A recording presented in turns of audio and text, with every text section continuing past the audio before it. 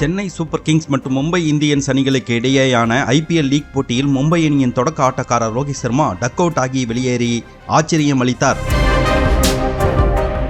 இந்த நிலையில் நியூசிலாந்து அணியின் வீரர் கேன் வில்லியம்சன் அது குறித்து கவலைப்பட வேண்டாம் என்று சில முக்கிய கருத்துக்களை கூறியிருக்கிறார். இது வெறும் முதல் போட்டிதான். வலதுகை பவுலரான கலீல் அகமது ஆரம்பத்திலேயே விக்கெட்டுகளை வீழ்த்துவதில் உண்மையான திறமை கொண்டவர். அது சென்னை அணிக்கு சிறப்பான உத்வேகத்தை அளித்தது. ஆனால் அதே வேளையில் ரோஹித் சர்மாவை பொறுத்தவரை அவரது வாழ்க்கையில் ஏராளமான இடதுகை பந்துவீச்சாளர்களை சந்தித்திருக்கிறார். மேலும் அவர் சுதந்திரமாக விளையாடக்கூடிய ஒரு வீரர். எனவே இந்த IPL தொடரில் ரோஹித் சர்மா எப்படி முன்னேறி செல்கிறார் என்பதை பார்ப்பதற்கு ஆவலாக இருக்கிறேன். IPL தொடரை பொறுத்தவரை சூழ்நிலைக்கு தக்கவாறு நிறைய பன்முகத்தன்மையை பார்க்கலாம்.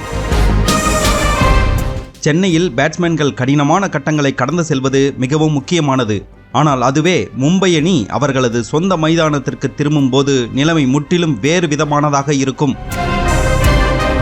ரோஹித் மற்றும் அவரது அணியின் வீரர்கள் சூழ்நிலைக்கு ஏற்றவாறு மும்பை மைதானத்தில் மாறுவார்கள் என்று கேன் வில்லியம்சன் பேசியிருக்கிறார்.